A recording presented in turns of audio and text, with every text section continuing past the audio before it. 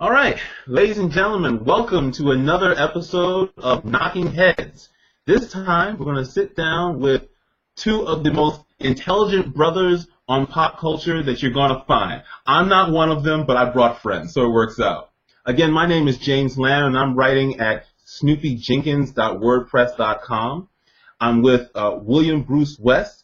He knows more about pop culture than you've ever heard of or know. I always mess up his tagline, but it happens. And he's writing at williambrucewest.com. Say hello, Will. Hi, how's it going? All right, and of course we have David Walker from badassmofo.com. B-A-D. I'm not going to try to spell that because you're going to do that for yourself. Okay. But go ahead and say hello, Dave. Hey, how you doing? Hey, okay.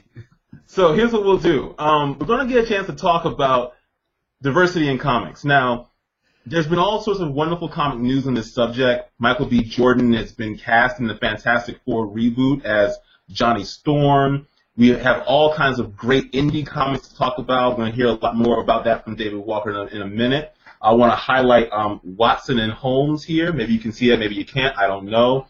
I picked this up at the Schoenberg Center when they had a wonderful day on blacks in comics. Great stuff. Also want to make sure we highlight Dave's excellent work. I read it cover to cover in a day. It was beautiful. Super Justice Force. You got to give us more information about that. The important point here is to have a conversation about the best way to involve race and gender and all types of diversity in comic media. There are a lot of questions about cross-racial casting. The best example I can give you is all the random internet trauma that accompanies every time we see a black actor cast in a historically white superhero role. Michael B. Jordan as Johnny Storm is only one example. Even Jamie Foxx as Max Dillon or Electro has gotten some raised eyebrows in the Twitterverse. So let's just open the floor right now and just talk about that. David, you've written some excellent pieces on why Michael B. Jordan as Johnny Storm is an absolutely wonderful thing and why the haters out there who are disagreeing with that are, trending on the wrong side of the race line. So please give us a discussion about what you were trying to say with your pieces and just start off the conversation. Okay, well, one of the things I was really trying to get across, and I offended a lot of people on a lot of levels, and sorry, we'll just start with that. But one of the things I was trying to get across was that, everyone's talking about, why don't they just make a movie about a black superhero? Or, that was one of the big arguments. Give us a Black Panther movie. Why do we have to turn Johnny Storm into a black guy? And the reality is there's not a lot of black superheroes to choose from that could carry their own movie. You know what I'm saying? I mean, they've got Falcon coming up in Captain America. But most of the black superhero movies that have been made in the past, with the exception of Blade, tanked. I mean, there was Steel. There was Meteor Man. I guess Hancock did well, but that was kind of a travesty on a lot of other levels. And so I really don't have a problem with them taking a traditionally white character and turning him black. I feel like, and I've been calling Uncle Tom for saying this, and I don't lose any sleep over that, but I feel like for now, this is about as good as it's going to get. No one's rushing out to make the Black Panther movie. No one's rushing out. DC's not rushing out to make a Black Lightning movie. And then there's just not a lot of black superheroes to choose from. So in order to see a black superhero movie, basically what you have to do is create a comic book with the black character, build up the following over years or decades, and then make a movie. And I'm too old to wait for that, so I just want to see something now. Now, would I much rather see a Black Panther movie or a Luke Cage? Well, I think I'd like to see a Luke Cage movie. I don't know. It all depends. But that's sort of my thinking. My thinking is, there's the way the world should be, and then there's the way the world is. And I'm working to make it the way I'd like it to be, but for now, I just sort of have to deal with the fact that Johnny Storm is black, and I'm cool with that. And an important thing to think about in this discussion, and Jen from Reappropriate made me think of this, is that would you be okay with it in a different direction? For example, right now they're talking about how Iron Fist should actually be Asian American. and how that would affect the character's history. And I don't know. There was a part of me that was like, hold up, he's supposed to be a white guy. And then I checked myself because I was like, wait a minute, I was fine with Black Johnny Storm. So clearly I have some things to work through. But are you fine with it going both ways? Okay, so it is a difficult proposition because I've had some of those same reactions. And so the answer is that, yes, I am. The short answer is yes, I'm fine with it going both ways. The longer answer, more complicated answer is no, I'm not fine with it in that Asian actors don't get enough opportunities. Black actors don't get enough opportunities. Women don't get enough opportunities, period. So, there's talk that maybe Dr. Doom would be a woman. How do I feel about that? Well, at the end of the day, the Fantastic Four has a bad track record of movies anyway. I want them to make a good movie. Now, if they get the right actress to play, she becomes Victoria Von Doom instead of Victor Von Doom, and she knocks it out of the park, I'm cool with that. And so my whole thing is that if it, and this is where I get in a lot of trouble. It's like if one less white male actor is out of work, I don't have that big of a problem with that right now. I'd like to see some other people get opportunities to prove themselves. Okay. All right. Now, James, I know you were on the other side of the fence with this. Why do you think making Johnny Storm black is a bad thing? How much time you got? Okay, point one. I think Johnny Storm as a character exists already. There's a history to this character. I mean, you guys are better on the trivia when it comes to the actual, Fantastic Four #1 and the like. But we're talking like what, early 60s, late 50s, give or take. Those characters were envisioned as white men and women. I mean, the entire idea of the Fantastic Four, the Swiss Family Robinson off in space getting superpowers. We're talking about upper-class whites and their one lower-class blue-collar friend, Ben Grimm, getting superpowers, and most of them walk away, as, still their alabaster human art, except for, what I think I called it in my piece, Ben Grimm gets reduced to the unholy union of a man and a brownstone quarry. Like, you don't get to those kind of points without whiteness being at the center of it. And it's not just a historical thing. There have been plenty of people in the Atlantic or, various other places who've assumed that just because every superhero at the time was conceived of as white as some sort of default, that these characters don't have whiteness at the core of their being. And I 100% disagree with that. But probably the biggest reason that I'm against the idea of cross-racial casting superheroes is that we don't end up telling superhero stories from our own community's perspectives when we do this. I consider all superhero comics white male power fantasies, historically and currently. It's a wonderful medium. I enjoy reading it myself, but we're still talking about a situation where we're talking about white men, adolescent straight white males who envision themselves in a different light through the addition of some sort of extra normal or metahuman ability. If you race bend that, if you just throw in a particular new race, you change everything about the character. Take, for example, someone like Johnny Storm, who is known as a brash, womanizing, flashy, statement about celebrity, adding superpowers along with it. You make him an African-American male, and you center him in today's New York City.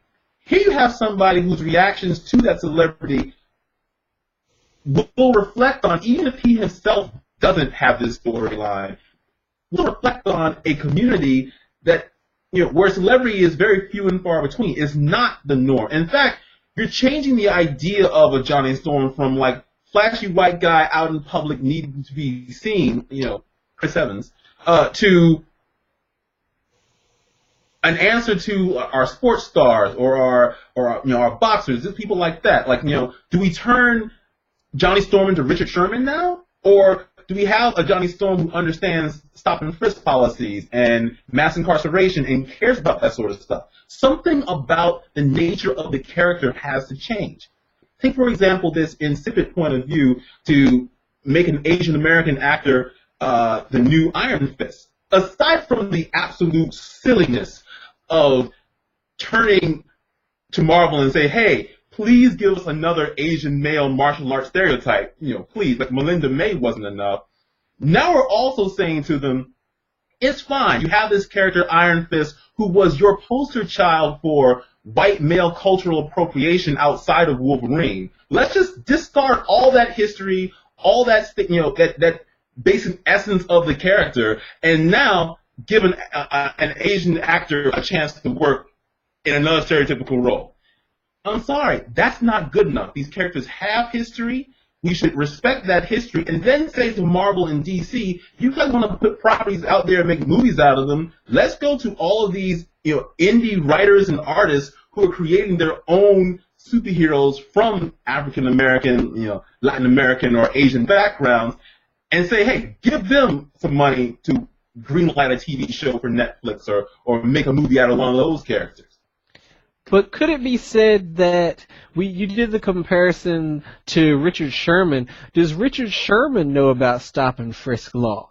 When I look at Johnny Storm on paper, I could see him as a black guy. I think it does work as a modern-day celebrity athlete. It's the same sort of situation as when they wanted to cast Donald Glover as Spider-Man. I see nothing on paper why Spider-Man can't be black. His parents are dead. He lives with his aunt. He's late all the time. He can't keep a job. All these negative stereotypes. But still, other than the fact that there's 60 years of continuity or whatever it is, I don't want to be quoted on that. There's no reason he couldn't be black. And the same with Johnny Storm. I just feel like if you made him black, he would still be Johnny Storm. I don't think you necessarily have to put the political thrust onto it, but I think it still works. Am I being naive there? Either one. So my response to that would be, no, you're not being naive, but it's the very assumption that superhero characters are apolitical or conceived of as without a certain politics that I'm sort of railing against. Let's just thought balloon something. Take Captain America. If you want to make a Nisei Captain America, a member of the 442nd Infantry Regiment, a member of the Go for Broke Squadron, one of the Japanese-American soldiers who fought for the U.S. in the Pacific Theater, against the Japanese, while their own families were being interned by the U.S. government. Now, these guys were the most highly decorated soldiers in World War II. Their history is amazing. If you wanted to take a story like that and write a Captain America story about it, where one of these guys is given the super soldier serum because of his great work out there, basically killing the enemy, and he becomes like a Captain America, that would be a great story. It just wouldn't be Steve Rogers. Steve Rogers is the fish out of water from the greatest generation who had to deal with all kinds of modern concepts like immigration. So, if you have an actual Steve Rogers, and of course they'll never do this in anything live action, and don't do it really in the comics, some real justice. But Steve Rogers should be a bigoted asshole because of where he comes from and because of who he is. We don't ever see that level of realism, and I fear that if you race bend or cross-racially cast these kinds of characters, you end up with either inauthentic blackness or Asianness or femininity on screen, and the only reason we're even asking to do this is because of the political nature of wanting to see people of color on screen so that we can feel better about ourselves. So it's like the whole impetus for cross-racial casting is a political one, and yet when we get these characters on screen, every bit of the politics and the cultural specificity that makes those characters worthwhile has to be whited out, pardon the pun, in order to make the character work with a paradigm and a characterization that was never intended for their race. All right, then this is for David then. I would like to know your thoughts on one of the situations where it has worked, and it seems with very little backlash, Samuel L. Jackson as Nick Fury. And why do you feel that has been successful? Is it a magical Negro stance of Samuel L. Jackson, or is there something else at play there?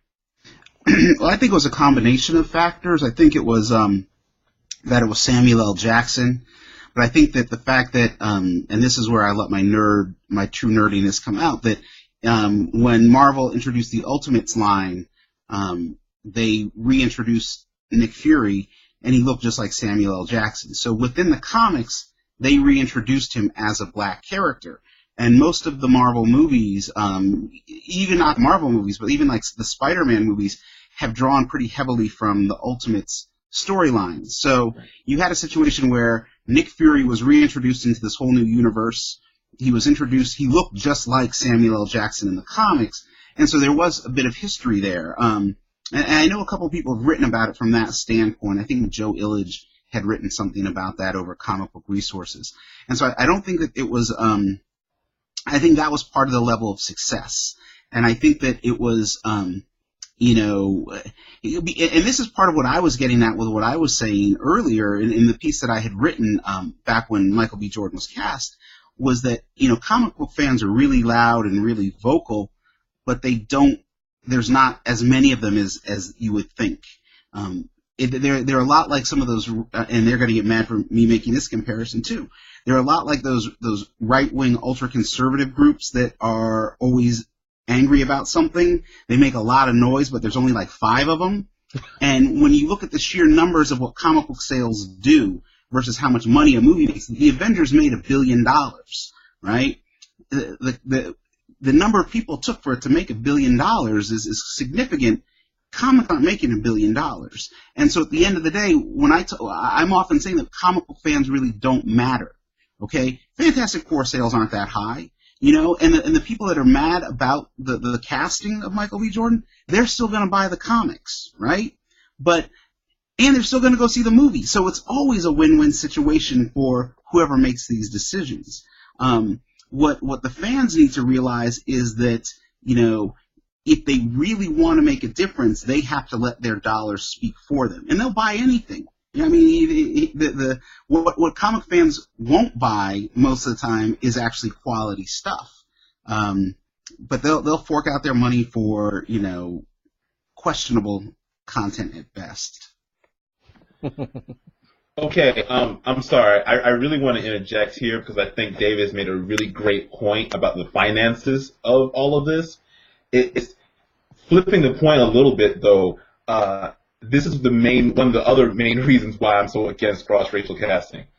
So we're basically allowing our melanin to be used by mass entertainment media against us.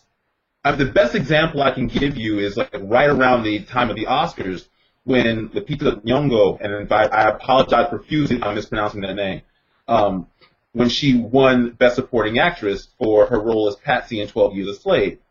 Suddenly, my Twitter feed is like overflowing with random blurbs saying Lupita as Storm, she'd be wonderful as Storm. Let's cast her as Storm in an X-Men movie. No. Just no. No. Why would we do that? Why would we take a wonderful young actress and say, hey, play this stereotype perversion of a black woman designed by Lin Wine? Because that's okay, right? Again, nothing close to an authentic story, and we won't get there. We won't allow our money and our ability to sort of, give a new film starring a black cast, roughly $40 to $42 million in this opening weekend. We won't seem to use that on a superhero film starring a black female unless somehow it's already tied in to Marvel and all the abysmal things that Marvel will say and do about us. I'm sorry. At some level, that makes very little sense to me. Casting Lupita Nyong'o as Indigo, the assassin that I learned about as a character when I went to the Schomburg Center and met David for the first time, that would be wonderful to me. Casting her as another Marvel property, not so much. Casting. The Nick Fury thing, just really quickly. Nick Fury worked. Yes, they did have some information already done. They already used him in the Ultimates line, so there was a little bit of like, treading lightly with the fanboys in that way. But mostly it worked because here's an example of a black man being an angry black man on screen anytime you need him to. I mean, it's not exactly. Is it Nick Fury? Maybe, I guess. The fanboys don't really care a whole lot about the original 616 Nick Fury, and now they're getting Samuel L. Jackson barking orders at people and screaming all the time. And who doesn't love that? So it's less that Nick Fury is working as a base bed and more a whole lot of people loving to see Sam Jackson hitting in the fool, so to speak. I definitely agree with the Sam Jackson thing, because in his very, very, very first appearance, which very few people bought, in Ultimate Marvel Team-Up, he does not look like Samuel L. Jackson, and people weren't necessarily cool with that depiction. But then when he all of a sudden became Samuel L. Jackson, oh, it's the guy from Pulp Fiction. Oh, he's awesome, But your issue, and I've said this for years, is you go too deeply. The Lupita thing is just surface. Why should she be Storm? Because she's African. That's why people are saying that. It's sad that it's just that simple. I always felt that Iman was born to be Storm, but they made those movies too late and she's too old. But if you really want Lupita as an awesome comic character, Martha Washington from Dark Horse. That's such an underrated series, and she'd be perfect for it. That has nuance to it. But on the surface, she's African. Storm. There she goes. That's where that comes from. Yeah, I have to interject something here, too, real quick. And everything James is saying I actually agree with, which, at the risk of sounding like a hypocrite, I actually agree with everything he's saying. But James is thinking at a level that's, way up here. And even myself, who's moderately intelligent, I'm way down here, you see? And so that's the thing. It's, and the average person is below me, right? So how do we get people thinking at least in a middle ground, like the halfway point? Because everything you're saying, part of the reason that Samuel L. Jackson works as Nick Fury is because, most people don't even know Nick Fury is, Sergeant Fury and the Howling Commandos. They're so. This is a situation where illiteracy is a good thing. There's comic fans who don't even realize it. And it's a great example is when the Green Lantern movie came out and Ryan Reynolds was cast as Green Lantern, and there was a lot of people that were in an uproar that it wasn't the Jon Stewart Green Lantern. And that was simply because there was a generation of kids that was raised on, the Justice League cartoons where Jon Stewart was the Green Lantern of choice. And so I think that a lot of it it's like comic book fans, they're so odd because they're used to the concept of change, because different writers will come on board, different artists will come on board, changing a look, they'll rewrite certain aspects of history, but then they're also terrified of change, and that's what just like America. I mean, in that regard, America fears change more than anything else. And that's where we begin to really get into the heart of the discussion of what's going on. It's the soap opera nature of comics. James and I talk about this, where it's give the illusion of change without change, because ultimately your fan base can't handle actual change. That's why with Marvel, death just means you sleep a really long time, or you go to another dimension, or the only death that has stuck is Uncle Ben. And it's just it's sad. I wish they'd be on the level with me. I would enjoy a story a lot more if they were like, Rogue is trapped in another dimension. We'll work to get her back, but we don't know. Don't say Rogue is dead, because dead means nothing anymore. Yeah. Two things. One, you guys both flattered me way too much. Thank you. That was very nice of you, but it's not true. And secondly, I think the idea of nostalgia when it comes to comic properties is a really important one. One of the difficulties that I have with the idea of cross-racial casting here is that we are absolutely negating the idea of nostalgia for these properties. Now, I think that Dave has a great point here. I'm sorry, I keep saying Dave. David, excuse me. It doesn't matter. I'm good with either. So, I think you have a great point when you're talking about how the buying power of the hardcore comic fan is simply not strong enough to sustain anything outside of the printed media, and even then, not so much. So, there's like 10 or 12, maybe 20 titles a year that sell what is considered decent numbers today, but none of them could, fill a bucket if you're looking at Nielsen ratings or the kind of audience you need for a major motion picture, coming out in the summer. So given all of that, the hardcore audience doesn't have much of a leg to stand on when it comes to wanting to see their particular brand of nostalgia repeated in a live-action format. But here's where I think it gets interesting. The attempts to bring comic media to television, I think, tell a very different story. Agents of S.H.I.E.L.D., and I feel sorry for anyone who has suffered through that travesty against nature, it's filled with these actors, two of them anyway, Clark Gregg and Ming-Na. They're amazing actors. You'll see them in other material. Ming-Na in One Night Stand is like one of my favorite 90s movies. Clark Gregg's amazing in his own right, and yet they're given the worst possible direction, the abysmal writing, and a whole bunch of random, pretty people who stand around and, be the Scooby Gang to get absolutely nothing accomplished and advance nothing about the Marvel Cinematic Universe. Now, why do I bring this up? That was supposed to be the test case, the real test case for, can we do this sustained Marvel idea of superheroes on screen, on small screen? And the answer to that is absolutely no. When I read Keith Child's idea for an Asian American Iron Fist, as shown in one of the new Netflix shows, I was thinking, okay, well, Netflix doesn't require the same kind of audience that, say, a broadcast TV show would need. So does it matter that you'd basically be, taking a very long dump on the entire fanboy, universe who loves Iron Fist, all 5 of them, and I'm not certain that the answer to that question is it's okay because the fan base is just so small. I'm not certain that makes a lot of sense. I know from my own perspective anyway, that cross-racial casting a character like Iron Fist has all manner of narrative issues you have to overcome. The biggest one being, why should Marvel sell us another Asian martial arts stereotype?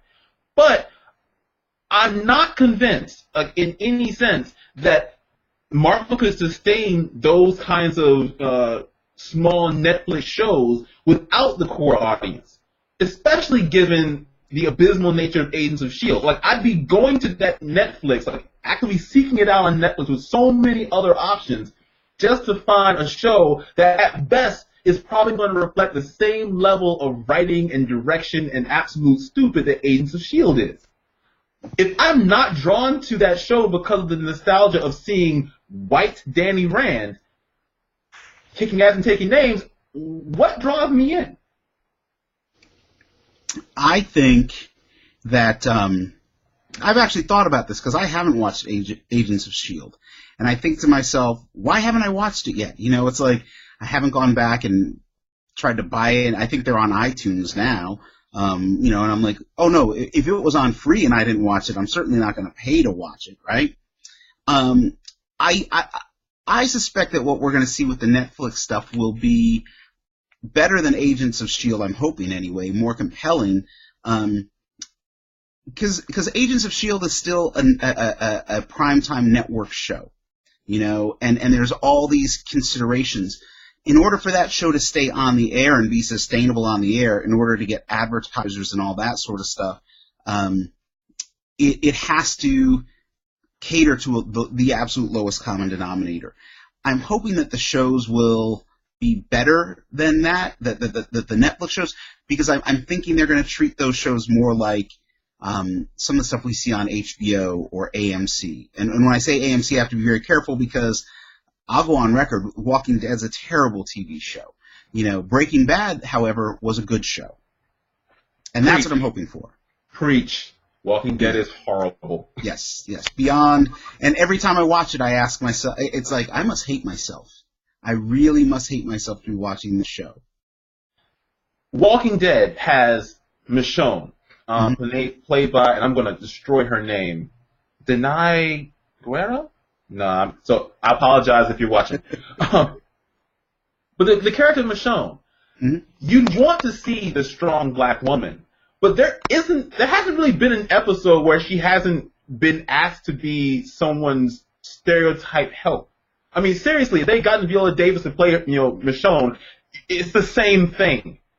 And I'm a little tired of it. Like, we want to see ourselves on screen. Yes. There's a racial tribalism aspect to that. And I'm not going to say that's necessarily right or wrong. In print, I've said several times it's not really necessary or useful. But I can understand the impulse. Except when we ask ourselves to get strong African-American characters, strong Asian characters, strong gay characters, we end up with another community's interpretation of what that means. Yeah. That's why I think Melinda May is so bad. They decided they were going to give a character who was going to drive the bus and be an answer to the Black Widow. They end up giving Ming-Na the part. She brings a different race to the table, so they can't call it Agent Rice like they were intending to.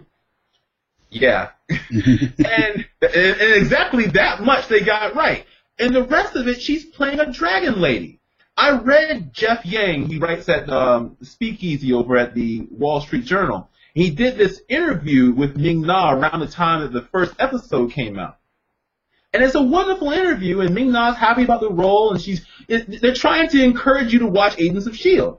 And then I saw the first episode, and I was mad at Jeff, because Jeff Yang's entire point of being has been to be the guy to tell you about the Asian stereotypes that are out there that are horrible. In fact, Jeff and Keith Chalalos guys worked on this book, Secret Identities. It's a great way to look at kind of a golden age, style writing of Asian American superheroes. More on that in a minute. The important point, though, is she's playing a dragon lady. Ming-Na is playing she opens doors with her feet. It's so bad. And I can't imagine why we would want to let Marvel, DC, the large publishing houses, define what an ethnic superhero is supposed to be. And every single time we say, race bend this character, race bend that character, we're begging to have them shank us. I'm done. I'm off the soapbox. I'm sorry. I just had to get that part out. So who does it correctly? If we can't look to Marvel and DC, then who has done it correctly? Well, I don't know that. I don't necessarily have an answer for that, but I want to address something. We collectively as fans, we need to stop referring to it as Marvel and DC. We need to refer to it by what it is, which is Disney and Warner Brothers.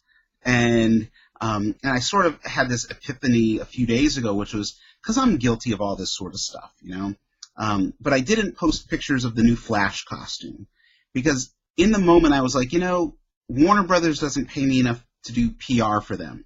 In fact, they don't pay me, period. And so this leads into what we're talking about, which is who is doing it properly, right? And the answer is there's a lot of independent creators out there that are doing comics that just like they're making independent films. And the problem is they're struggling to find an audience. They're struggling to make numbers. They're struggling to make enough off of their whatever it is that they're creating so that it's more than just a hobby, so that it's more than just their 10 or 15 friends looking at it and their parents patting them on the back and going, oh, I'm glad to see that art school education didn't go to waste. And so we need to look around and we need to find who are the creators that are doing some good stuff out there. I mean, I know that James held up Watson and Holmes. I think it's not superheroes, but it is superheroes. because Sherlock Holmes is a superhero. You know, before there was Superman, before there was Batman, there was Sherlock Holmes. Those pulp characters that we revere so much now, those comic characters, all have their roots in some of these other, works of fiction. And now this work of fiction is given a new makeover, and I think it's not my favorite book that's out there right now, but I'm enjoying it enough, and I don't hear enough people talking about it, enough people plugging it, enough people giving it the same sort of attention that they're giving, whatever, the new 50. I mean, we're still talking about the new 52. Like, does that need more publicity? No. You want to know someone who's getting it right? You just heard from them. Yeah, it's right here. I'm going to tell you about it again. I'm going to keep on plugging it, Dave. I can't help myself. And the reason being, I bought Super Justice Force, and I had a chance to read it all the way through. And it gives you, first of all, it gives you a compelling black male lead. Really. And he doesn't have to pick anyone's cotton or anything. It's just surprising. No one's shooting him on the subway. Too soon. But seriously, like, you're getting a character who interacts with superheroes. There's a framework for how superheroes operate in a world that's actually about the best concept we can think of as African American men thinking about ourselves. Mass incarceration and reducing recidivism rates. I mean, that's the entire book. And I say that that's important because I also recently had a chance to watch straight through as a double feature because my girlfriend and I were extremely bored and had access to On Demand through Comcast.